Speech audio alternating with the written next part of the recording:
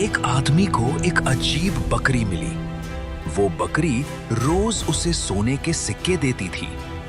धीरे धीरे आदमी बहुत अमीर बन गया, लेकिन उसकी एक गलती ने उसे बर्बाद कर दिया।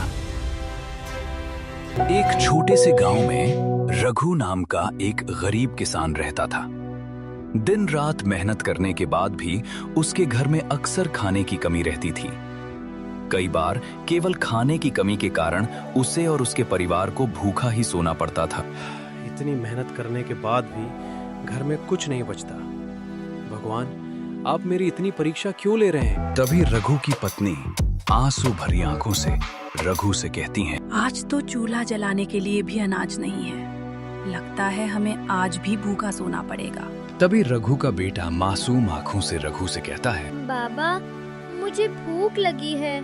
रघु की सबसे बड़ी तकलीफ अपने बच्चे की भूख थी। रघु ये सब सुनकर बहुत दुखी होता है, पर वो इस बारे में अपनी पत्नी से कुछ नहीं कहता। फिर रघु ने मन ही मन सोचा, ऐसा करता हूँ कि मैं कल अच्छे काम की तलाश में दूसरे गांव जाता हूँ। क्या पता वहां मुझे कोई अच्छा काम मिल जाए, और अगर वहां मुझे काम मिल गया तो फिर हमें भूखे सोने की समस्या हमेशा के लिए हल हो जाएगी।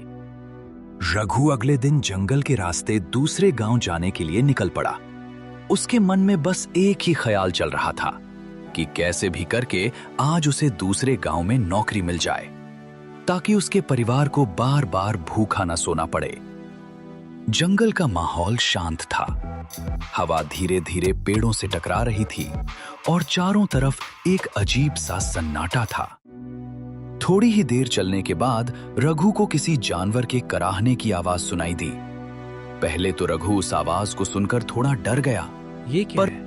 ये किस जानवर के कराहने की आवाज है? लगता है कोई जानवर किसी परेशानी से जूझ रहा है। चलकर देखता हूँ। जैसे जैसे वो आगे बढ़ा, उसे झाड़ियों के पीछे एक छोटी सी बकरी दिखाई दी, जो बहुत कमजोर थी, घायल थी और चलने की हालत में भी नहीं थी।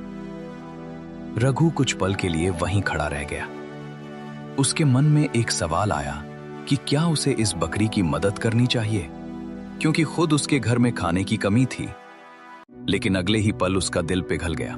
रघु ने घायल बकरी को देखते हुए मन ही मन कहा, अगर मैंने इस बकरी को यहाँ ऐसे ही छोड़ दिया तो ये किसी न किसी जानवर का शिकार बन जाएगी। मैं ऐसा नहीं होने दे सकता। आखिर ये भी तो एक जीव है। उसने बिना ज्यादा सोचे समझे बकरी को अपने साथ घर ले जाने का निश्चय किया और वो उस बकरी को लेकर घर की ओर चल दिया। उधर रघु की पत्नी उसका इंतजार कर रही थी। उसके मन में बस यही आशा थी कि आज उसका पति कुछ खाने को लेकर आएगा। हे भगवान, आज रघु को नौकरी मिल जाए। तभी थोड़ी ही देर में रघु उस बकरी को अपने साथ घर लेकर पहुंच गया। रघु, ये क्या है?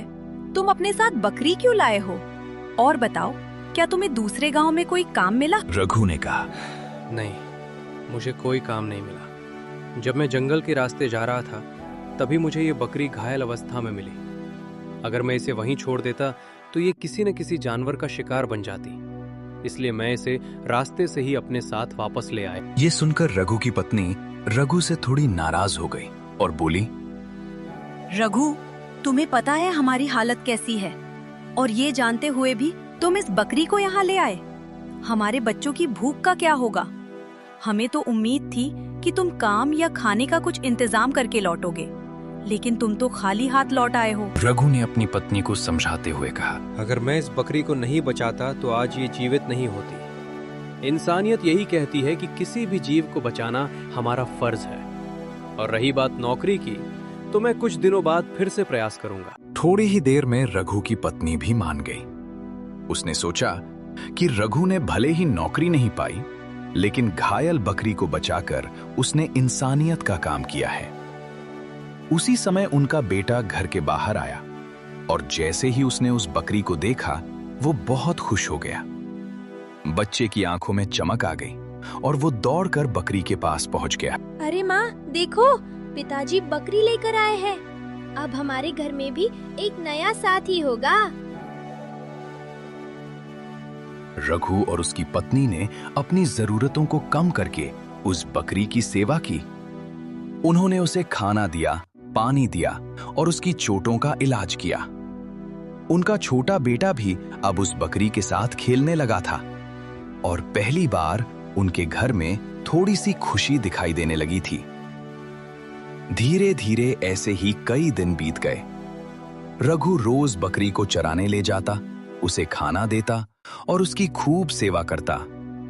बकरी भी अब पहले से कहीं ज्यादा स्वस्थ और चंचल हो गई थी। कुछ दिनों बाद एक सुबह जब रघु की आंख खुली तो उसे लगा जैसे घर के अंदर हल्की सी चमक हो रही है। पहले तो उसे लगा कि शायद ये उसकी आंखों का धोखा है, लेकिन जब वो बाहर आया और उसने बकरी की तरफ देखा तो वो हैरान रह गया। जहां बकरी बैठी थी वहां जमीन पर चमकते हुए सोने के सिक्के पड़े थे। रघु को अपनी आंखों पर विश्वास नहीं हुआ। उसने एक सिक्का उठाया, उसे ध्यान से देखा और समझ गया कि यह सच में सोना है। उसकी पत्नी भी दौड़कर आई और ये सब देखकर हैरान रह गई। रघु की पत्नी ने रघु से कहा, रघु, ये तो कोई चमत्कारी बकरी है। देखो, ये सोने के सिक्के देती है। हमारी सेवा से ये खुश हो गई है। अब हमारी जिंदगी बदल जाएगी रघु। अब हमें भूख और गरीबी की चिंता नहीं करनी पड़ेगी। ये सुनकर रघु भी बहुत खुश हुआ। उस दिन के बाद हर सुबह वो बकरी सोने के सिक्के देने लगी। अब रघु की जिंदगी धीरे धीरे बदलने लगी। कुछ ही समय में उसने अपने लिए एक अच्छा घर बना लिया, अच्छे कपड़े खरीद लिए और अब उसके घर में कभी खाने की कमी नहीं रहती थी। गांव के लोग भी हैरान थे कि अचानक रघु इतना अमीर कैसे हो गया। हर कोई उसके बारे में बातें करने लगा। भाई, क्या तुम्हें पता है हमारे गांव का रघु अब बहुत अमीर हो चुका है। हाँ भाई, मैंने भी सुना है कि रघु बहुत अमीर हो चुका है। हाँ, किस्मत ही तो सब कुछ बदल देती है। जैसे जैसे रघु अमीर होता चला गया, वैसे वैसे उसके मन में अजीब अजीब ख्याल आने लगे।